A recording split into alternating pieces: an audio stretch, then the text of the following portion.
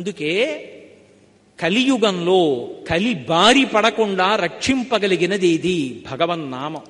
అంతటి శ్రేష్టమైనటువంటి భగవన్నామాన్ని ఎవడు పట్టుకుంటాడో వాడు ధన్యాత్ముడు. యమధర్మరాజు గారు దూతలందరికీ సమావేశం పెడతాట. పెట్టి ఎవరి జోలికి వెళ్ళకూడదో, ఎవరిని ముందు తీసుకురావాలో చిట్టా చెప్తుంటాడు. పరాకు పడకండి, గుర్తుపెట్టుకోండి అంటుంటట.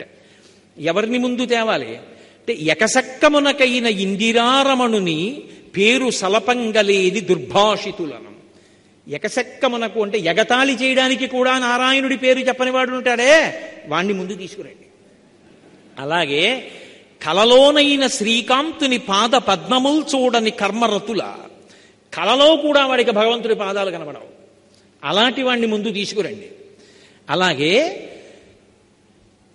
కేవల కథాప్రశంసకునైన కృష్ణ కథాప్రశంసకు చెవి యొగ్గలేని దుష్కథా ప్రవణుల. భాగవతం చెప్తుంటే, కృష్ణలీలలు చెప్తుంటే, కృష్ణుడి లీలలు విని సరదాపడి సంతోషించడానికి కూడా చెవి ఇలా పెట్టకుండా ఎప్పుడూ అక్కర్లేని విషయాలు వినేటటువంటి వాళ్ళు ఉంటారే వాళ్ళు. యాత్రోత్సవములైన ఈశ్వరుని గుడి త్రోవ తొక్కని దుష్పదులను. యాత్రకెడతాడు, ఉత్సవానికి ఎడతాడు, నువ్వు వెళ్ళవే గుళ్ళోకి, నేను ఇక్కడ ఉంటానంటాడు. అలా యాత్రకి వెళ్ళడు, ఉత్సవానికి వెళ్ళడు, భగవంతుడి గుడి దారి కూడా తొక్కని వాడు ఉంటాడే వాణ్ణి. అసలు పరమ భాగవతుల పాద ధూళి సమస్త తీర్థసారమటంచు ఎరుగలేని వారి వారి వారి వారి వారి చేరిన వారి తొలుత కట్టి తెండు దూతలార. సమస్త బ్రహ్మాండములలోని తీర్థసారం ఎక్కడుంటుందంటే, పరమ భాగవతోత్తముడై భగవంతుణ్ణి నమ్ముకున్న వాడి పాదాల అడుగున ధూళిగా ఉంటుంది. అందుకే వాడి గడప దాటి ఇంట్లోకి వస్తుంటే భగవంతుడి సింహాసనంలోంచి తలెత్తి చూస్తాట. ఎన్నాళ్ళకి రావాణ్ణి తీసుకొచ్చావు ఇంటికి, వాడు గుక్కెడు నీళ్లు తాగాడు రా మన ఇంట్లో, ధన్యుడి అంటాట. అందుకే ఊరక రారు మహాత్ములు వా రథముల ఇండ్ల కడకు వచ్చుటెలెల్లన్ కారణము మంగళములకు, మీరొచ్చుట శుభము మాకు నిజము మహాత్మా అంటాడు గర్గుడు. ఏ కోరిక లేకుండా భగవంతుణ్ణి నమ్ముకుని తిరిగేటటువంటి పరమభాగవతోత్తములైనటువంటి వారు వేరొకరి ఇంటికి వెళ్ళారు అంటే వాళ్ళకి ఏదో పెద్ద మంగళం చెయ్యాలని భగవంతుడు అనుకుంటే తప్ప అసలు అటువంటి వారిని ఇంటికి ఎందుకు పంపిస్తాడు? అందుకే భాగవతోత్తములు ఇంటికి రావడం అంటే అది సర్వమంగళములకు కారణమవుతుంది. కాబట్టి అటువంటి మహాభక్తుల యొక్క పాద ధూళియందు సమస్త తీర్థ సారముంటుందని తెలుసుకోలేనటువంటి వాడెవరున్నాడో వాడి తోడి వారి, అలా ఆయన చుట్టూ ఉన్నవాళ్ళు, వాళ్ళ చుట్టూ ఉన్న వాళ్లతో ఉన్నవాళ్ళు ఎవరున్నారో క్షణం ఆక్కండి. తొలుత కట్టి తిండు దూతలారా, తొందరగా తీసుకొచ్చేయండి. కమలనయను మీది భక్తియోగమెల్ల ముక్తియోగమనతంచు మొదలరింగు. అటువంటి వారి జోలికి వారి వారి వారి వారి వారి కూడిన వారి త్రోవపోవలదు దూతలారా. ఎప్పుడూ భగవన్నామం చెప్తుంటారే, భగవంతుడున్నాడని నమ్ముకు తిరుగుతుంటారే, భగవంతుని యందు భక్తి కలిగిన వారు ఉంటారే, వాడి జోలికి వెళ్ళకండి. వాడితో ఉన్న వాళ్ళ జోలికి కూడా వెళ్ళకండి. మీకు అవకాశం ఉంటే వాడి పాదానికి ఉన్నటువంటి ధూళి కాస్త ఏదైనా ఆకులో పట్టుకుని తీసుకురండి, నా కిరీటం మీద జల్లుకుని మీకు జల్లుతానంటట యమధర్మరాజు. భగవన్నామం చెప్పడం అనేటటువంటిది అంత గొప్పది అని భాగవతంలో వ్యాసుల వారు పోతన గారు నిర్ధారించారు. అటువంటి భగవన్నామం. అందుకే కలియుగంలో భగవన్నామాన్ని ఆశ్రయించడం నామిని ఆశ్రయించడమే. అయితే ఆ భగవన్నామం నిరంతరం నోటి వెంట రావడానికి కూడా అదృష్టమైనా ఉండాలి, సాధనైనా ఉండాలి. కొంతమంది మహాత్ములు ఉన్నారు, అసలు వాళ్ళు మాట్లాడుతుంటే మనకు అనుమానం వస్తుంది, వీళ్ళు నిద్రపోతున్నప్పుడు భగవన్నామం ఆగుతుందా అని. నాగమారుతి శర్మ గారని ఒక న్యాయమూర్తి ఉన్నారు. వారు అప్పుడప్పుడు మా ఇంటికి వస్తూ ఉండేవారు ఏదైనా భగవత్ సంబంధమైన విషయం మీద. ఆయన మాట్లాడుతూ మధ్యలో రామనామం చెప్తారు. కోటేశ్వరారు రామ రామ రామ రామ రామ, మిమ్మల్ని చూడాలని రామ రామ రామ రామ రామ నోట్లో అంటారు. ఎప్పుడు మాటకి మధ్యలో రామ రామ రామ రామ రామ రామ. మీరు ఎప్పుడైనా ఆయన ఎక్కడైనా కూర్చున్నప్పుడు చూడండి, ఎప్పుడు రామ రామ రామ రామ రామ రామ అంటూనే ఉంటారు. ఆయన వాళ్ళ అక్క చెల్లెళ్ళకు కూడా వచ్చింది అది. నేను ఆశ్చర్యపోతుంటాను ఆయన్ని చూస్తే. ఎప్పుడు నిరంతరం రామనామం నడుస్తుంది నాలుక మీద. ఎంతటి ధన్యాత్ముడు! ఆ భగవన్నామం నోటి మీదకి రావడం అలవాటు చేసుకున్నవాడెవరో, కనీసం అప్పుడప్పుడు భగవన్నామం చెప్పడం అలవాటు చేసుకున్నవాడెవరో వాడు కలిపురుషుని చేత ఆవహింపబడడం. కలిపురుషుడు వాణ్ణి చెనకలేడు. మూడవది, కేవలం కలి నుండి మనని రక్షించడం కోసమే వచ్చినటువంటి వాడు శ్రీ వెంకటేశ్వరుడు. అందుకే కలౌ వెంకటనాయక. కలియుగంలో మనని రక్షించడం కోసం కొండ మీదున్నాడు తప్ప ఆయనకి సరదా పుట్టి కొండ మీద లేడు.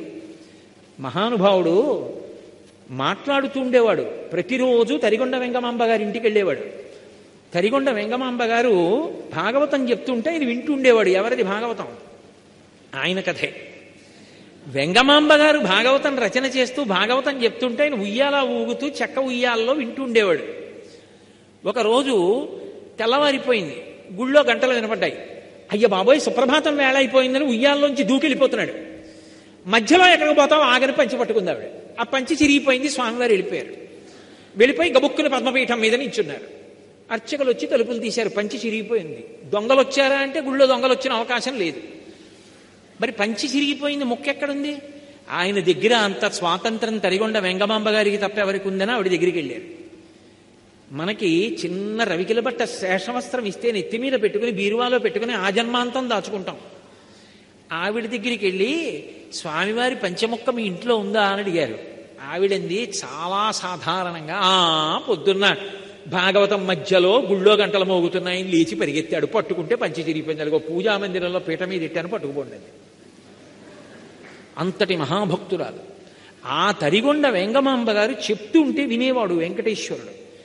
ఆయనే అక్కడక్కడ అలా కాదు వెంగమాంబ ఇలా అంటే ఆవిడ రాస్తూ ఉండేది.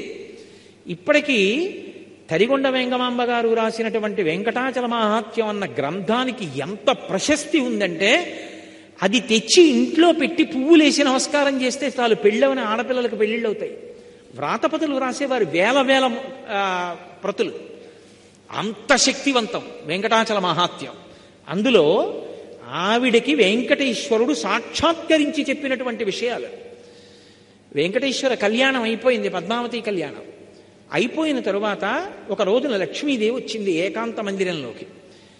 శయ్య మీద కూర్చునంది, ఏమండి, పద్మావతి పరిణయానికి కుబేరుడి దగ్గర అప్పు చెయ్యాలా?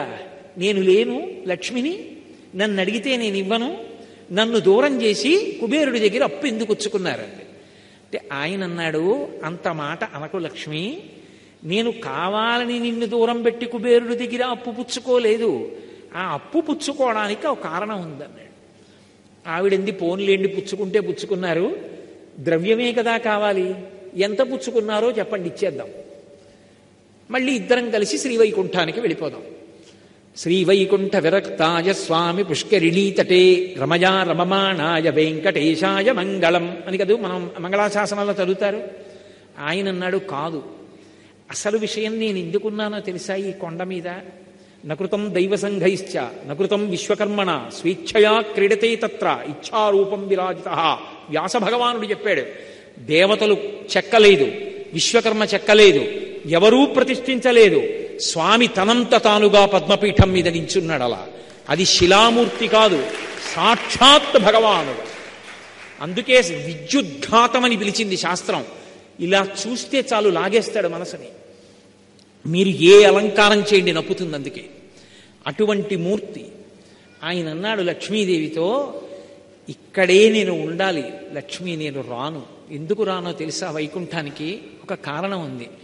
కలియుగంబున ప్రజలు పాపకర్మంబులాచరించి తత్పాపకర్మ ప్రభావంబున రోగాది దుఃఖములు కలుగగా తాళలేక మొరలు పెట్టి నన్ను పిలువ వారిని బ్రోవకుండగా విడుచుట నాకు పాడి కాదు.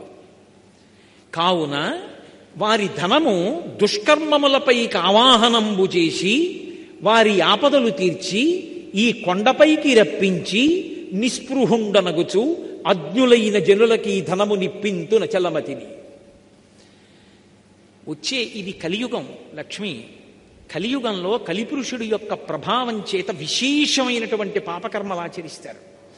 ఇది మహాపాపం, ఇది చేయకూడదని తెలుసు, ఇది చేస్తే పాపం వస్తుందని తెలుసు. దాని చేత భగవంతుడి యొక్క కృపకి దూరం అవుతామని తెలుసు. తెలిసి కూడా చేస్తారు. ఆ చేసిన కారణం చేత ఏమవుతుందో తెలుసా? పాపము రోగరూపాన్ని పొందుతుంది. రోగరూపాన్ని పొందితే ఇంతమంది మధ్య ఉన్నవాడు ఈ డబ్బెందుకు పనికొస్తుందంటే ఒక్కడు ఇంటెన్సివ్ కేర్ యూనిట్లో పడుకుంటాడు. ఒంటి నిండా గొట్టాలు ఎడతారు. ఆ పడుకున్నప్పుడు నీ జ్ఞాపకానికి వస్తాను. ఆపద ముక్కులవాడ అనాథరక్షక గోవిందా గోవిందా అంటాడు. అప్పుడు అంటే ఆపద తీమని దాని అర్థం. అప్పుడు అంటాడు, నీకు హుండీలోకి తెచ్చి అది వేస్తాను ఇది వేస్తానంటాడు. నేను తప్ప ఎవడు రక్షిస్తాడు వాణ్ణి? ఒక పక్క కలిపురుషుడి ప్రభావం, చెయ్యొద్దు అని తెలిసినా పాపకర్మలు చేస్తాడు. అప్పుడు నేను కూడా రక్షించడానికి ఇక్కడ లేకపోతే ఎవరికి చెప్పుకుంటాడు? నేనేం చేస్తానో తెలుసా? వాడు పాపం చేసి సంపాదించిన ధనాన్ని వాడి యొక్క పాపానికి సమానంగా ముడుపు కట్టిస్తాను. కొండ మీదకి రప్పిస్తాను. వాడే పట్టుకొస్తాడు ఆ డబ్బు, హుండీలో వేస్తాడు. తత్పాపరూపమైనట్టి ధనము, ఆ పాపరూపమైన ధనం పట్ల నిస్పృహుండనగొచ్చు. నిజానికి నేను సంతోషించను లక్ష్మి. హుండీలో 3,70,00,000 వచ్చిందంటే మురిసిపోను. అయ్యో ఇంత రప్పించవలసి వచ్చిందంటే ఎన్ని పాపాలు చేస్తే వచ్చిందో అని బాధపడతాను. కాబట్టి నిస్పృహుండనగొచ్చు. నిస్పృహతో అజ్ఞజనులకు ఇప్పింతు నచలమతిని. నేనేమీ బాధపడకుండా అన్నవాడిని మాత్రం రక్షిస్తూ ఉంటాను లక్ష్మి. మనసు మార్చుకుంటాడేమోనని తలనీలాల రూపంలో పాపం పుచ్చుకుంటూ ఉంటాను. పుచ్చుకుని ఇప్పటికైనా మారి భక్తితో బతకరా అంటూ ఉంటాను.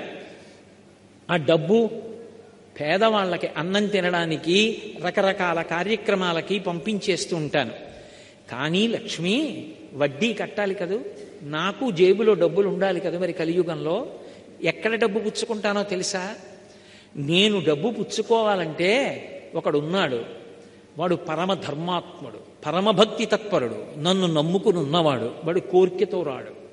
తండ్రిని చూడకుండా ఉండలేక వచ్చినట్టు నన్ను చూడాలని వాడు వస్తాడు. నాతో వెంకటాచలంలో ఒకానొకప్పుడు ఒక వృద్ధ అర్చకుడు చెప్పాడు, ఒక్కొక్క రోజు వెంకటేశ్వర స్వామి వారి ముఖంలో గొప్ప సంతోషం కనపడుతుందండి మాకు. అలా కనపడింది అంటే మేము మరునాడు వస్తున్న వాళ్ళని చూస్తాం, ఎవరో ఒక పరమభక్తుడు వస్తాడు గుడికి అని చెప్పారు. అలాంటి వాడు ఒకడు వస్తాడు లక్ష్మి. వాడు హుండీలో డబ్బులు వేయడానికి ఇలా చేయి పెడతాడు. వాడేం పెద్ద పెద్ద కట్టలు వేయడు. వాడు ఒక పావలా కాసో 2 రూపాయలో వదులుతాడు. వాడు వేస్తున్న డబ్బు కోసమని నేను హుండీలో ఇలా చెయ్యి పెడతాను. అది మిగిలిన డబ్బులో పడదు, నా చేతిలో పడుతుంది. అది తీసి ధనదుకు వడ్డీకి ఇచ్చి కుబేరుడి వడ్డీ దాంతో కడతాను. కొంత నేను డబ్బు ఉంచుకుంటాను. నీకో చమత్కారం చెప్పనా? ఇంతమందికి ఇచ్చేవాణ్ణి పరమభక్తుల డబ్బులతో జీవనం గడుపుతూ ఉంటాను. వింతలేల చెయ్యుచుండెదను కొండ మీద. ఆశ్చర్యకరమైన పనులు ఇలాంటివి చేస్తూ ఉంటాను. కలియుగంలో కలిపురుషుడి బారిన పడిన వాళ్ళని రక్షించడానికే కొండ మీద ఉన్నాను లక్ష్మి. లేకపోతే ఎప్పుడో వైకుంఠానికి వచ్చేద్దను. కలియుగంలో పాపము పెరిగిపోయి కలిప్రభావం ఎక్కువైపోతుంటే నేను కూడా లేకపోతే రక్షించేవాడెవరు? అందుకని ఉన్నాను. అందుకే గోవిందనామముల్ గొంతెత్తి పాడుచు కొండెక్కు భక్తుల గుంపులొకట, స్వామిని దర్శించి సంతోషమాగక పరవశులకు పుణ్య పురుషులొకట, స్వామి ప్రసాదంబు కన్నుల కద్దుకొని ఆస్వాదించి పరవశించు భక్తుల గుంపులొకట, తలతీసి ఇత్తుమా ఎలవేలు పంచును తల వెంట్రుకలరిచ్చు ధన్యులొకట, ఏది అయ్యడ చూసిన స్వామి మాటే సకల హృదయాల ఉండెడి స్వామి ఒకడే, ఎవడి తలపులు చూసిన స్వామి ఒకడే, స్వామి నటించుచుండు ఈ శైలమందు.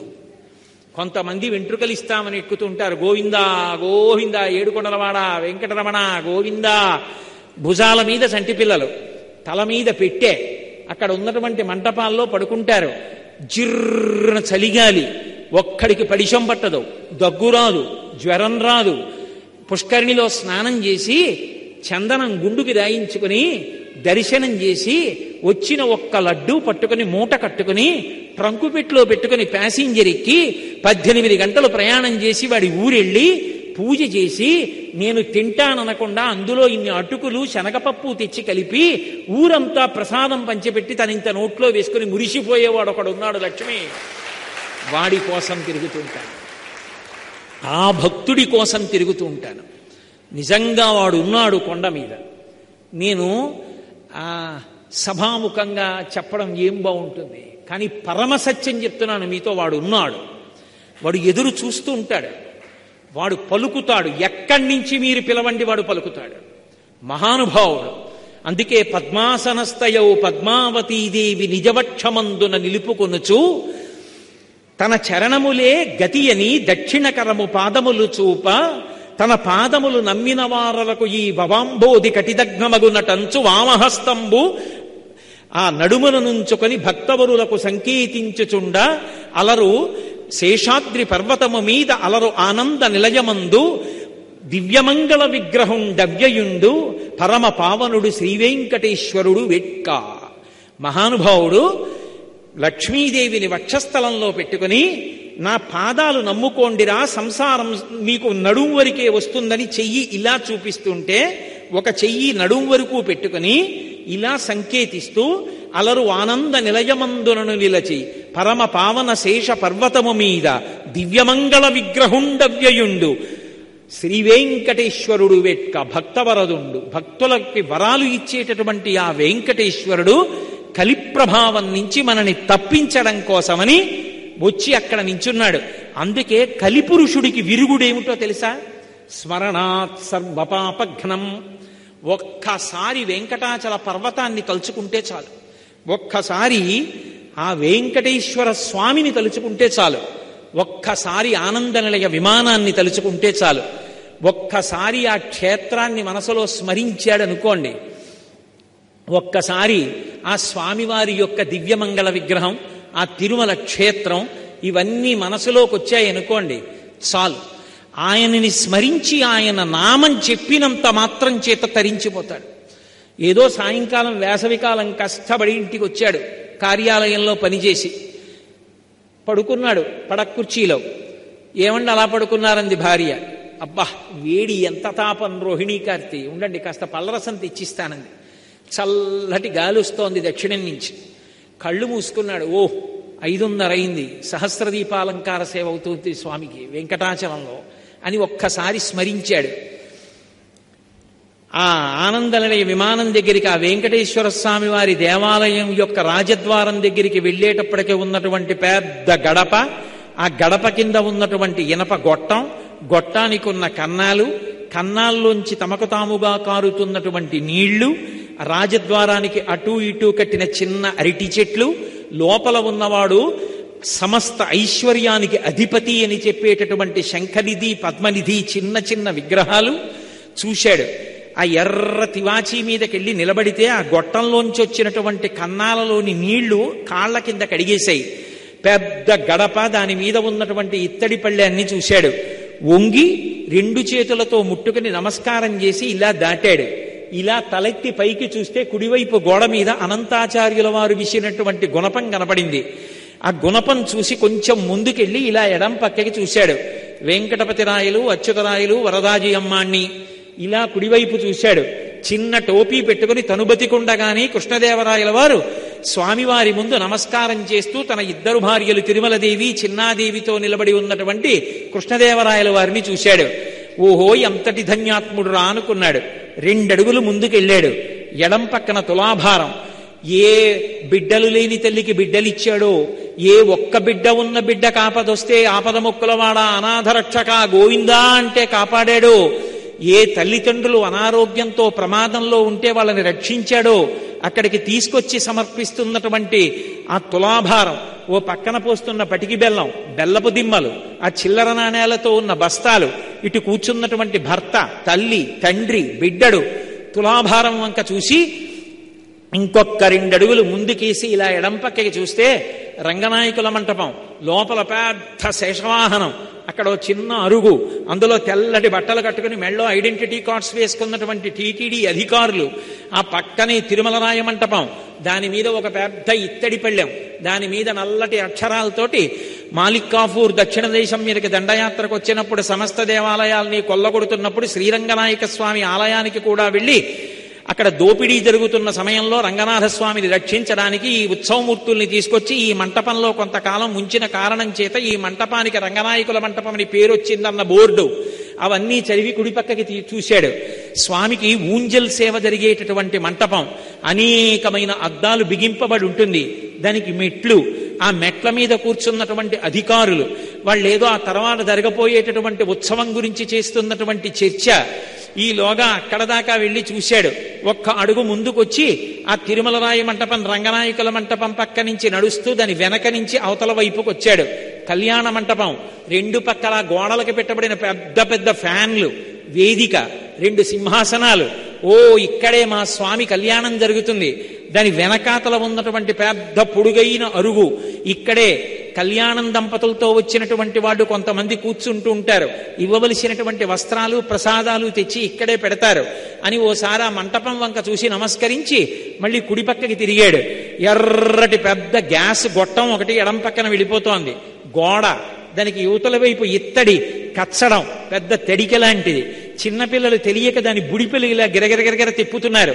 ఆ గోడకి ఉన్న రాళ్ల మధ్యలో ఉన్నటువంటి ఎడుల్లో కొంతమంది అమాయకంగా వాళ్ళ కార్యాలయాలు, వాళ్ళ వ్యాపార సంస్థల విజిటింగ్ కార్డ్స్ దోపుతున్నారు. కొంతమంది కాశీతాళ్లు దోపుతున్నారు, కొంతమంది నాణేలు నొక్కుతున్నారు. అవి దాటుతూ కుడి కాలుకి ఈ చట్రం తగులుతుందో, ఎడంకాలుకి గ్యాస్ గొట్టం తగులుతుందో అని ఒబ్బిడిగా జాగ్రత్తగా నడుస్తూ అలా వెళ్ళాడు. కుడి పక్కకి తిరిగేటప్పటికి బ్రహ్మాండమైన ధ్వజస్తంభం. ఓసారి పివిఆర్కే ప్రసాద్ గారి జ్ఞాపకానికి వచ్చారు.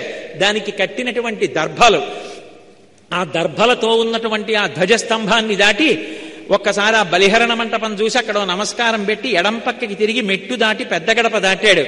గోడ పక్కన ఎడం వైపు చిన్న కిటికీలా ఉండి అందులో ఈ మధ్యనే బయటపడినటువంటి విగ్రహాలు గాజు పీటికలో పెట్టబడి ఉన్నాయి. దాటి కొంచెం ముందుకెళ్ళాడు. దేవాలయానికి విమానానికి మధ్యలో చిన్న ఖాళీ. తెల్లవారుజామునేమో ఇలా తలపైకెత్తి చూస్తే ఇంకా సూర్యోదయం ఇవ్వలేదు, పైన చీకటిగా ఆకాశం. స్వామివారి విమానపు పచ్చటి కాంతి కొడుతోంది పైకి. ఇలా కిందకి దిగి కొద్దిగా ముందుకెళ్ళాడు.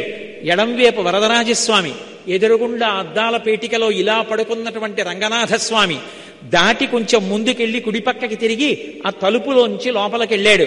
వేలాడుతున్నటువంటి తెల్లటి పెద్ద దీపాల గుత్తులు, స్తంభాల మీద దశావతారాలు. అక్కడ స్వామివారి దేవాలయానికి అటూ ఇటూ ఉన్నటువంటి ద్వారపాలికలు, వాళ్ళ చేతులలో ఇలా పట్టుకున్నటువంటి దీపాలు. ఇలా వెనక్కి తిరిగి చూసేటప్పటికీ ఇలా రెక్కలు విప్పుతున్నటువంటి గరుడాళ్వార్. కొద్దిగా వెనక్కి చూస్తే రాజా తోడరమల్, మాతా మోహనాంగి, పితాబి. అక్కడ డప్పు ఒకటి పెట్టుకుని తెల్లవారుజామున దాన్ని ఢామ్ ఢామ్ కొడుతున్నటువంటి ఒక వ్యక్తి, కాగడాలు పెట్టుకుని సుప్రభాత సేవ చేసి వెళ్ళిపోతున్నటువంటి వాళ్ళు. ఈ ఉత్సవాలు అవి రాబోయే బ్రహ్మోత్సవాలు ఎంత బాగా జరపాలని, ఎంత పెద్ద మీసాలున్నా కావలసినంత వినయంతో స్వామివారి దగ్గర కైంకర్యంలో మురిసిపోతూ నిలబడ్డ చైర్మన్ గారు, ఆయన పక్కన ఈవో గారు, ఎప్పుడు గుళ్ళో మురిసిపోతూ తిరిగే అన్నపూర్ణమ్మ గారు, వీళ్ళందరూ అక్కడ మాట్లాడుకుంటుంటే చూసి ఓహో బ్రహ్మోత్సవాలకి ఏర్పాట్లు అవుతున్నాయనుకుని లోపలికి వెళ్ళి ఒక్కసారి అక్కడ ఇలా వేటవాలుగా ఉన్నటువంటి చెక్క మీద, దాని మీద ఎర్ర తివాచి వేసి ఉంటే ఎక్కాడు. ముందు నడుస్తున్న ఆయన పిల్లాన్ని భుజాల మీద కూర్చోబెట్టుకుని గోయిందా అంటున్నాడు. అయ్యా కనపడదు, కొంచెం పిల్లాన్ని దింపండి అన్నాడు. ఆయన సహృదయంతో పిల్లాన్ని దింపి ఎత్తి పట్టుకున్నాడు. ఇలా చూసేటప్పటికి ఆ పైనుంచి ముగ్ధమోహన స్వరూపం, ఆ పెద్ద కిరీటం, దాని మించి తోమాల, ఇంతంత ఊర్ధ్వపుండ్రాలు కనపడ్డాయి. పరమానందంతో 2 చేతులెత్తి గోయిందా గోవిందా అంటూ ముందుకెళ్ళాడు. ఒక్క కడుగు ముందుకేస్తుంటే అరుగుల మీద స్వాముల వారి మూర్తులు, అక్కడే ఉన్న ఆ మంచం, ఏకాంత శయనం చేసేటటువంటి ప్రదేశం. ఇవి దాటి కొంచెం ముందుకెళ్ళాడు. మొదటి గడప కులశేఖరాల వారు పడి దగ్గర నించున్నాడు. పద్మపీఠం, దాని మీద ఆయన పాదాలు, ఆ పాదాల మీద పెట్టబడినటువంటి బంగారు తొడుగులు, ఆ పాదాలు. ఎవరైనా పాదాలకి కింద మంజీరాలుంటాయి, పాదాలకి పెట్టిన మంజీరాలు కాకుండా మోకాళ్ళకి పాదాలకి మధ్యలో ఏటవాలుగా పెట్టబడినటువంటి పెద్ద పెద్ద అందెలు, వాటికి ఉన్నటువంటి చిరుగంటలు, ఆ పైన బలిష్టమైనటువంటి తొడలు, ఒంటి నిండా నగలు పెట్టుకున్న కారణం చేత పంచ పూర్తిగా కనపడకుండా అక్కడక్కడ కనపడుతుంది. తరిగొండ వెంగమాంబ గారు మహాతల్లి చెంచు నాటకం రాసింది. అందులో చెంచిత అమాయకంగా చెప్తుంది, అక్కడక్కడ బట్ట అతికించుకున్నాడు అంటుంది. పంచ కట్టుకున్నాడు, అందు గుడ్డ అంటించుకున్నాడు అంటుంది. ఎందుకంటే ఒంటి నిండా నగలం, అక్కడక్కడ పంచ కనపడుతూ ఉంటుంది. అలా అక్కడక్కడ కనపడుతున్న పంచ, పెద్ద అంచు, మెడలో వేసుకున్నటువంటి సాలగ్రామాల మాడలు, ఇలా ముందుకొచ్చినటువంటి వక్షస్థలం, శ్రీదేవి భూదేవి వాళ్ళకి చుట్టినటువంటి పుష్పాల మాలలు, మొలకి పెట్టుకున్నటువంటి నాగాభరణం, ఆ పైన మహానుభావుడు ఈ చేత్తో పట్టుకున్నటువంటి చక్రం, ఈ చేత్తో పట్టుకున్నటువంటి శంఖం, ఇలా చూపిస్తున్నటువంటి వరదహస్తం, దాని నిండా వజ్రాల తాపడం, ఇందరికీ అభయం ములిచ్చు చేయి కందువకు మంచి బంగారు చేయి అని అన్నమయ్య పొంగిపోయినటువంటి ఆ చెయ్యి, ఆ కంఠం, దాని మీద త్రివళులు, సున్నా చుట్టినట్టున్న చిరునవ్వు నవ్వుతున్నటువంటి ముద్దులొస్తున్నటువంటి చిన్న గుండ్రటి మూతి, దాని కింద గడ్డం, గడ్డం మీద కర్పూరపు మచ్చ, సంపంగి మొగ్గల కొనతేరినటువంటి కోటేరు లాంటి ముక్కు, కళ్ళు ముక్కు కప్పుతూ పై వరకు పెట్టినటువంటి ఊర్ధ్వపుండ్రాలు, దాని మీద అంత పొడుగున వజ్రాలు తాపడం చేసినటువంటి కిరీటం, ఈ చేతి మించి అలా కిరీటం మించి ఇలా దిగినటువంటి పెద్ద తోమాల, ఆ స్వామి దివ్యమంగళ విగ్రహాన్ని పైనుంచి కిందకి, కింద నుంచి పైకి చూసి పరమ సంతోషాన్ని పొందాడు. అర్చకులు నీరాజనం పెద్ద గరిటె లాంటిది పట్టుకుని కింద నుంచి పైకి ఇలా తిప్పుతూ ఉంటే ఆ కర్పూర కాంతులలో స్వామివారి దివ్యమంగళ విగ్రహాన్ని చూసి పరవశించిపోయాడు. ఆనందపడిపోయి ఆ మూర్తిని చూసి అక్కడి నుంచి బయలుదేరి, జీవితంలో ఎప్పుడూ ఇలా నడిచేవాడు వెనక్కి తిరిగి రావడం అలవాటైన వాళ్ళ ఇలాగే చూస్తూ కళ్ళప్పగించి గోవిందా గోవిందా అంటుంటే, అయ్యా వెనక చాలా మంది ఉన్నారు, నడవండి నడవండి అంటుంటే అక్కడ దాకా వచ్చి వెళ్ళిపోలేక మళ్ళీ ఇలా ఓసారి తొంగి చూసి రాజద్వారం దగ్గర నమస్కారం పెట్టి ఇలా ముందుకెడితే కుడి చేతి పక్కన ఘంటామంటపం, అందులో గంటలు, ఆ గంటలు వాయించడానికి ఘంటాపాణి దాటి ముందుకెళ్ళి ఇలా కుడి చేతి వైపు చూస్తే ఉత్తర ద్వారం మీద పడుకున్నటువంటి శేషశైనమూర్తి, నాభికమలంలోంచి బ్రహ్మగారు, అది దాటి ముందుకెడితే కుడి పక్కన బంగారు బావి, అది దాటి మెట్లెక్కి ఎడం పక్కకి వెళ్ళేటప్పటికీ మహాతల్లి వెంకటేశ్వర స్వామి వారి తల్లిగారు, అమ్మా రాత్రి వెంకటేశ్వరుడు నీకు కాళ్ళు పట్టడానికి వచ్చినప్పుడు కాకినాడ నుంచి కోటేశ్వరరావు వచ్చి వెళ్ళాడని చెప్పమ్మా అని నేనంటే, ఓరి పిచ్చివాడా నేను చెప్పడం ఏమిట్రా, నిన్నటి నుంచి వాడు చెప్తున్నాడు కోటేశ్వరరావు వస్తాడంటున్నాడు రా, ఇదిగో అప్పం పట్టుకెళ్ళాను, అమ్మవారు అప్పం ఇస్తే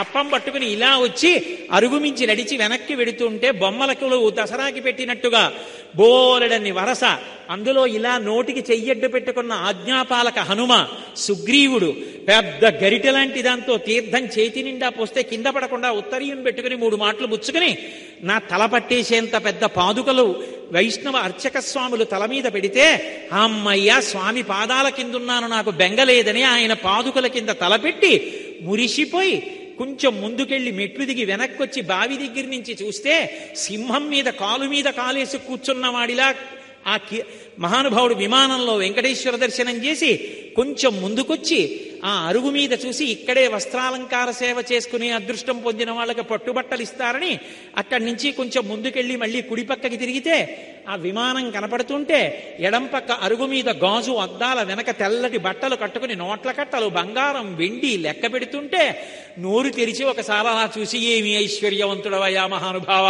అని మనసులో అనుకుని ఇచ్చట కర్పూరము వెలిగించరాదు, కొబ్బరికాయలు కొట్టరాదు అని బలిహరణ మంటపం కింద వెనకాల గోడ మీద బోర్డు చూసి తెలియకి ఇక్కడ కర్పూరం వెలిగిస్తారలా ఉందనుకుని కొంచెం ముందుకెళ్ళి ఇలా తలెత్తి చూస్తే ఎదురుగుండా వెంకటేశ్వర స్వామి వారి యొక్క కథావృత్తాంతం అంతా బొమ్మలుగా చెక్కబడి గోడ మీద ఉంటే మన కంటెదురుగుండా ఉన్నది ఆ చెలికెత్తెలందరూ పద్మావతీదేవి చెలికెత్తెలు వెంకటేశ్వరుణ్ణి రాళ్లు పెట్టి కొడుతున్నప్పుడు గుర్రం మించి దిగుతున్న సన్నివేశం ఎదురుగుండా కనపడితే అక్కడ దాకా వెళ్ళి విమాన వెంకటేశ్వర దర్శనానికి ఈ మధ్య వెడల్పుగా కట్టిన మెట్లెక్కి విమాన వెంకటేశ్వరుడి వెంక చూస్తూ ఇలా కుడిపక్కకి తిరిగితే స్వామివారికి కావలసిన చందనం తీసే దొంగలు, చందనం తీసేవాళ్ళు వెనక వెంకటేశ్వరుడి మూర్తి గోడలో కనపడితే ఇలా తలపైకెత్తి చూస్తే లోపల ఉన్న మూర్తి విమానంలో ఉండి పక్కన తోక తలకి తగిలేటట్టు వెంకటేశ్వరుడు, ఆయనకి కుడి పక్కన చేతులెత్తి ఆడుకుంటున్న చిన్ని కృష్ణుడు, ఆ పక్కన రెక్కలు విప్పుకున్న గరుడాళ్వారిని చూసి 2 చేతులెచ్చి స్వామికి నమస్కరించి విమాన వెంకటేశ్వర తొందరగా పునర్దర్శనాన్ని ఇప్పించమని కొంచెం దాటి ముందుకెడితే ఎవరో గుర్తుపట్టి ఒక్కసారి ఇలా రెండని లోపలికి తీసుకెళ్లి స్వామివారు కట్టి విప్పిన పట్టుబట్ట నెత్తి మీద పెడితే అబ్బా అమ్మ విప్పినటువంటి చీరలతో కుట్టినటువంటి బొంత మీద పడుకున్నంత సంతోషంగా ఉందని మురిసిపోయి స్వామివారికి ఒళ్ళు తుడిచిన ప్లోత వస్త్రం ఇలా కళ్ళజోడు తీయండని ముఖం మీద పెడితే ఆ కర్పూర కాంతులకి ముఖమంతా ఒక చిన్న తిమ్మిరిక్కినంత సంతోషం కలిగితే ఏకాంత సేనంలో నైవేద్యం పెట్టిన జీడిపప్పు చేతిలో పెడితే భార్యకిచ్చి భద్రంగా పట్టుకో కొంగులోమనని అక్కడ స్వామివారు రాత్రి పడుకున్నటువంటి చిన్న మంచం, దానికి ఉన్నటువంటి కోళ్ల మీద గుండ్రటి కొక్కేలు, దానికి ఉన్న నవారు చూసి అక్షతలు తల మీద వేసి తీర్థమిస్తే తీర్థం ముచ్చుకొని, నన్ను అనుగ్రహించావయ్యా తండ్రి అని ఆ మెట్లు దిగి కొంచెం ముందుకొచ్చి అన్నమయ్య భాండాగారం వంక చూసి మెట్లెక్కి ఎడం పక్కకి తిడిగితే భగవద్ రామానుజులు ద్వాదశోద్ధపుండ్రములు పెట్టుకుని కూర్చునుంటే, విశిష్టాద్వైత మత ప్రవర్తకాచార్యులు పరమభక్తి తత్పరుడు భక్తి మార్గాన్ని చెప్పిన వారిని రామానుజాచార్యుల వారికి నమస్కారం చేసి కొంచెం ముందుకెడితే, యోగ నరసింహ పెరుమాళ్ళని చెప్పి ఆరగించి కూర్చున్నాడు అల్లవాడే అన్నట్టుగా ఇలా రెండు చేతులు పెట్టుకుంటే, ఈ చేతుల చివర ఉండేటటువంటి నున్నని బొడిపిలు కూడా కనపడుతుంటే, ఆ వేళ్ళు గోళ్ళు ఆయన దంస్ట్రలు కనపడుతుంటే, ఆకుపచ్చటి పట్టుపంచ పెద్ద ఎర్రటి అంచు చూసి ఓ నమస్కారం చేసి కొంచెం ముందుకెళ్ళి, ఇదే శంకుస్థాపన చేసిన స్తంభం అని చాలా మంది ప్రదక్షిణం చేస్తుంటే ఎందుకైనా మంచిదే అని మనము చేసి అక్కడి నుంచి ఇలా వెనక్కి తిరిగొచ్చి మెట్లు దిగుతుంటే కుడి చేతి పక్కన ఇచ్చట కూర్చుండరాదు అని బోర్డుండి, స్వామివారికి కర్పూర నామాల కోసం తీసేటటువంటి గరుకు పళ్ళె ఉంటే, పరమభక్తులై అమాయకత్వంతో దాన్ని కూడా ఇలా ముట్టుకుని తల మీద పెట్టుకుని కళ్ళకద్దుకుంటున్న భక్తుల్ని చూసి నవ్వుకుని కిందకి దిగి అలా ముందుకెడిట్లి మెట్లెక్కితే పెద్ద హుండీ కనపడితే, జేబులోంచి తీయగలిగిన 1000 రూపాయల కట్ట తీసి అందులో వేసి, మానసిక దరిద్రంలో కూడా దరిద్రమే, 1000 రూపాయల కట్ట వేసి ముందుకెళ్ళి ప్రదక్షిణంగా తిరిగి మెట్లు దిగి ఇలా ఎడం పక్కకి చూస్తే గోడ మీద లక్ష్మీదేవి ఉంటే, అక్కడికి వెళ్ళి మిగిలిన వాళ్ళందరూ ఎగిరెగిరి పాదాలు పట్టుకోవడానికి ప్రయత్నిస్తుంటే, పొడుగ్గా పుట్టి పొడవైన చేతులున్నందుకు నా జన్మ సార్థక్యమని కించిత్ అతిశయంతో ఇలా 2 చేతులెత్తి అమ్మవారి పాదాలు పట్టుకుంటే, మిగిలిన వాళ్ళు ఆయనకి పాదాలు ఎత్తకుండా మనవలు ఎత్తకుండా అమ్మవారి పాదాలు అందాయని చూస్తుంటే, మురిసిపోయే చల్లటి పాదాలు చేతులకి తగిలితే కళ్ళకద్దుకుని తల మీద పెట్టుకుని యువతలకొచ్చి కుబేరస్థానమని ఆ మూల రావే అని భార్యని పిలిచి దగ్గర కూర్చోబెట్టుకుని అక్కడ తడిగా ఉన్న చోట ఓసారి కళ్ళజోడు తీసి కొడుక్కిచ్చి ఆ ఉత్తరీయం తీసి నడుముకి కట్టుకుని నేల మీద పడి నమస్కారం చేసి, తొందరగా మళ్ళీ దర్శనమివ్వయా తండ్రి అని నమస్కరించి పైకి లేచి గుండెలు కంటుకున్నటువంటి ఆ నీరంతా తడి తుడుచుకుని, కళ్ళజోడు పెట్టుకోవాలి కాబట్టి కనురెప్పలు కూడా ఉత్తరీయంతో తుడుచుకుని మళ్ళీ కళ్ళజోడు పెట్టుకుని ఆ తాడులో అటువైపు గోవిందా అంటూ పరిగెత్తుకెళ్ళిపోతున్న భక్తుల్ని చూసి, ఇప్పుడే మేము అనుభవించాం, మీరు అనుభవిస్తున్నారు, అదృష్టవంతులం మనందరం అనుకుని ఇలా ఎడం పక్క నుంచి మళ్ళీ మెట్లెక్కి అవతల వైపుకి దిగి మళ్ళీ ఎడం పక్కకి తిరిగితే, అవతల గంగాళాలు పెట్టుకుని ప్రసాదాలు ఇస్తుంటే, ఎందుకైనా మంచిదని కొడుకును అటు పంపించి భార్యని ఇటు పంపించి నేను ఇటు వెళ్ళి 3 వరసల్లోంచి అవతల వైపుకొచ్చి పూలబావి దగ్గర నిలబడి, నీకేమిచ్చారంటే లడ్డిచ్చారంటే, నాకేమిచ్చారంటే చక్ర పొంగలు ఇచ్చారంటే, నీకేమిచ్చారంటే పులిహార ఇచ్చారంటే, ముగ్గురం పంచుకు తిందామని చక్ర పొంగలు కూడా పెట్టంటే, నాన్నగారండి షుగర్ అంటారు కదా అంటే, ఇక్కడ షుగర్ ఏంట్రా అని 3 చక్కగా జుర్రుకుని 4 ఇలా అది కూడా నాకేసి ఆ కింద పడేయకుండా ఆకు బుట్టలన్నీ తీసుకెళ్లి బుట్టలో పడేసి, వంటశాలలోంచి వస్తున్న వాసన పీలుస్తూ నించుంటే ఎందుకలా చూడడం, కాసేపు అష్టదల పాదపద్మరాధనానికి వచ్చినప్పుడు మనకి లడ్లు వడలు ఇస్తారు లేండని భార్య అంటే, సంతోషంగా వెళ్ళి అక్కడ ఉన్న పంపు నొక్కి దాని కింద చెయ్యి పెట్టి కడుక్కుని తీయటి నీళ్లు కాసిని తాగి ముందుకొస్తే, కాగడాలు స్వామివారి ఊరేగింపులో వెళ్ళినవి తీసుకొచ్చి అక్కడ పెట్టి నీటి గొట్టాలతో కడుగుతుంటే నీరు కొంచెం జిడ్డు జిడ్డుగా ఉంటే, గట్టిగా పట్టుకోవేవో అని భార్య చెయ్యి పట్టుకుని కొంచెం మెట్లు దిగి ఇలా మళ్ళీ ఎడం పక్కకి తిరిగి పైకి చూస్తే స్వామివారికి తగిలిన గుణపం కనపడి మళ్ళీ ఇలా చూసి ఓసారి లోపలకు కనపడుతుందేమో అని తాపత్రయపడితే ధ్వజస్తంభం అడ్డొస్తే, స్వామి మళ్ళీ తొందరగా పిలిపించుకోవయ్యా అని ఆనందంగా వెళ్ళి పెద్ద గడప దాటి బయటికి వెళ్ళి స్వర్ణరథం పూర్వం ఉన్నటువంటి మందిరం దగ్గర దించుని కొడుకు వెళ్ళి ప్లాస్టిక్ కవర్తో ప్రసాదం పట్టుకొస్తే, వేడిగా అప్పుడే కట్టిన ప్రసాదం ఏమో మొక్క విరిచి కళ్ళకద్దుకుని, ఇప్పుడైతే మళ్ళీ తినడానికి షుగర్ అడ్డు రాదని గభాలను నోట్లో వేసుకు తింటుంటే, ఎవరో వచ్చి అయ్యా కొద్దిగా ప్రసాదం పెట్టండి అంటే సంతోషంగా ఆయనకు మొక్క పెట్టి ఆనందంతో ఆనందనిలయం విమానం వంక తిరిగి నమస్కారం చేస్తుంటే, పెద్ద పెద్ద నిచ్చెనల్లాంటి షెడ్ల మీద సెక్యూరిటీ వాళ్ళు నిలబడి తుపాకులు పట్టుకుంటే, నా దేశంలో తండ్రి దేవాలయంలోకి వెళ్ళడానికి ఇలాంటి వ్యవస్థ లేని రోజు మళ్ళీ ఎప్పుడు వస్తుందో అని నమస్కారం చేసి ఆనందపడిపోతుంటే, భార్య వచ్చి ఏమండి ఇదిగో పళ్ళరసం తీసుకొచ్చానంటే మళ్ళీ అప్పుడు బహిర్ముఖుడై, ఓహో ఆఫీస్ నుంచి వచ్చి పళ్ళరసం కోసమని ఇక్కడ పడుకున్నాను, సహస్రదీపాలంకార సేవదు గుర్తొచ్చి ఆనందనిలయం వెంకటేశ్వరుడు గుర్తొచ్చాడని మురిసిపోతే, కేవలం అలా స్మరించినంత మాత్రం చేత స్మరణాత్ సర్వపాపఘ్నం, స్మరిస్తే గోవిందా అని పిలిస్తే చాలు అందుకే మహానుభావుణ్ణి వెంకటేశ్వర అని పిలవరు, కొండెక్కుతూ గోవిందా అంటారు. ఎందుకని? అంత పెద్ద వాన పడిపోతే ఆ రోజున ఇంద్రుడి వల్ల నీవు ఈ ఉరుములు ఈ మెరుపులు ఈ యశనుల ఘోషములను ఈ జలధారల్ నీయానమున్నెరుంగము కుయాళింపగదయ్య గుణరత్న నిధి అని గోపాల బాలురు గోపకాంతలు అడిగితే వాళ్ళని రక్షించడానికి బాలుండాడుచునాతపత్రమని సంభావించి పూగుత్తి కింగేలం దల్చిన లీలలేనగవుతో కృష్ణుండు తానమ్మహాశైలం మున్వలకేల దల్చి విపుల ఛత్రముగా పట్టే తద్భీలభ్రచ్యుత దుశ్శిలాచకిత గోపీ గోపంక్తికిన్ వాళ్ళని రక్షించడానికి ఆ గోవర్ధన పర్వతాన్ని పైకెత్తి ఇలా కుడి చేతి వేలు మీద పట్టుకుని హరిదోద్దండముగామ గుబ్బ శిఖరం బాలంబె ముక్తావళుల్ బరగంజారెడు తోజబంధువులు గోపాలంగనా పాంగహా సరుతుల్ రత్న జయంబుగాగా అచల ఛత్రము శోభిల్లి తద్గిరిభిద్దుర్మద భంజియై జలధిరక్లిన్న ప్రజారంజియై.